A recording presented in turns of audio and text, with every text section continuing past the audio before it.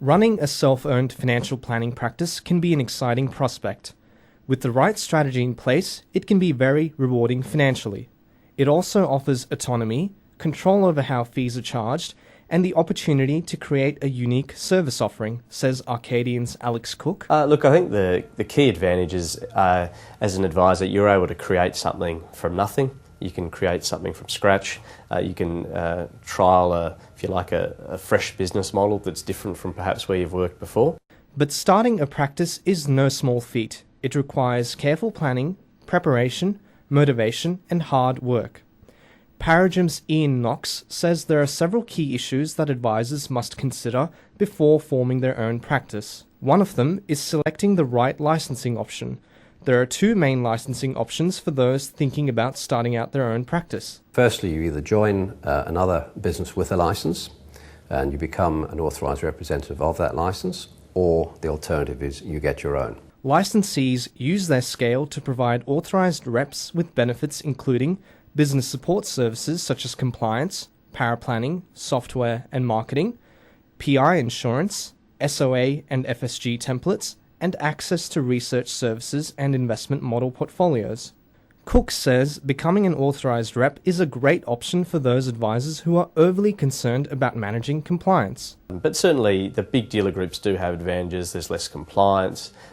They'll come in and check your files for you. They'll do all those sort of things.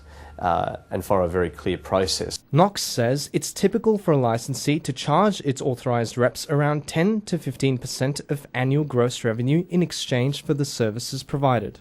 The disadvantages of being an authorised rep vary from licensee to licensee, but could include restrictions on what types of clients can be served, restrictions on referrals, restrictive APLs, overly cumbersome compliance processes, and the licensee may potentially have ownership of the client book. Starting up a self-licensed practice involves applying for an AFS license through ASIC.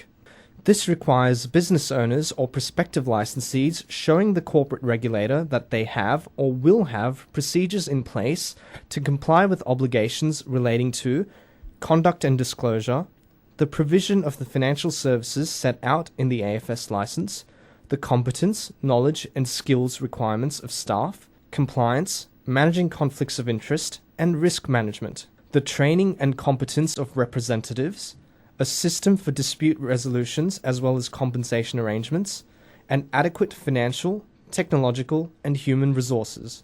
Knox says setting up a self-licensed firm enables an advisor to show their independence to the general community. You clearly state to the market you are arm's length from any form of conflict in doing that, generally. You are able to put into place your own value proposition. You have a financial services guide that is clear, concise, and does not have any obvious conflicts that have to be disclosed. So it's a fresh start, if you like, and it enables people to put into the marketplace what they genuinely believe. But the downsides of being a self-licensed practice include having to spend a greater deal of time managing back-office functions such as compliance and IT. Knox says the ongoing running costs of a self-licensed practice is between $25,000 to $30,000 per annum when taking into account PI insurance, compliance support, software, research and professional development and training. So typically if a practice or an individual is generating somewhere around $350,000 a year and above, then the economics make sense to look at getting your own license. Another issue advisors need to consider when establishing a practice is choosing a business structure. The four main types of business structures commonly used by small businesses are sole trader, partnership, trust, and company. So typically the issue to address is whether or not you use a trust structure or whether you use a corporate structure. And I would strongly encourage an individual to make sure that they get legal and accounting advice for that at the time of establishment. And as with any other business, it's vital that advisors begin with a sound written business and strategic plan.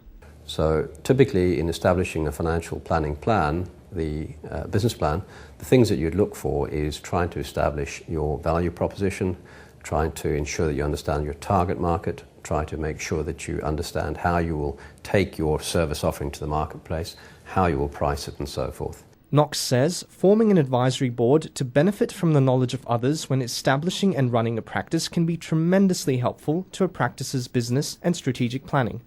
To create an effective advisory board, practice owners should determine the objective and terms of reference of the advisory board, choose experienced professionals and clients to sit on the board, compensate the members, and get the board to meet often to discuss issues.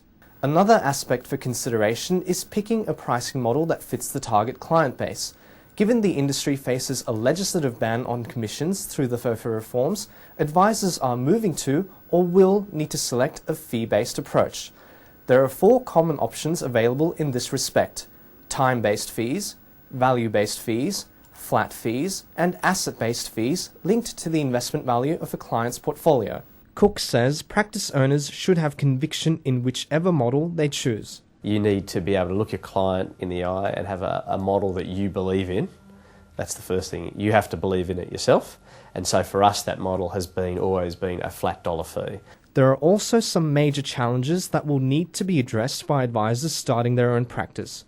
These include recruiting clients and marketing, dealing with compliance obligations, hiring staff, and coping with rejection. So your sole focus, particularly in the first 1 to 2 years, is how are you going to get clients? Where are you going to find them? How are you going to convince them that you are, out of the 14,000 advisors, that you're the advisor for them? So that's the sort of thing you really need to focus on, and your business plan should be very much orientated towards how you're going to get clients. That's my view. Cook suggested using 3 strategies to recruit new clients: establish referral partnerships, speak at seminars, and passive referrals from existing clients.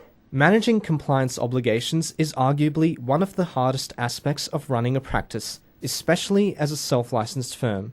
For newer self-licensed practices, it's vital to get support from an external compliance services provider and get frequent compliance audits. We use an external audit company to help us. So all of those things can be done for you to a large extent without too much interference.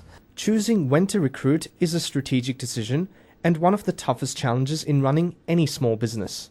The cost of employment is high, and it seems to me that one of the things to think through before employing somebody is making sure that you've clearly delineated the job role, clearly enunciated the value proposition of the business, and make sure that you've got cultural compatibility of the people that are coming in. Lastly, Cook says it's essential that practice owners have thick skin to withstand constant rejection from clients and business peers. When you set up your own business, you are taking a risk, a financial one, but also the risk of rejection, and you have to get used to rejection pretty quick, because you are going to face lots of rejection. There will be people who you don't feel comfortable with, they don't feel comfortable with you, and you need to be able to move on from that very quickly without allowing it to affect you.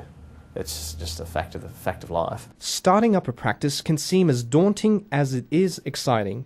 It's vital that any advisor seeking to go down this road understand the challenges ahead and plan well in order to ensure the best possible outcome for their business venture.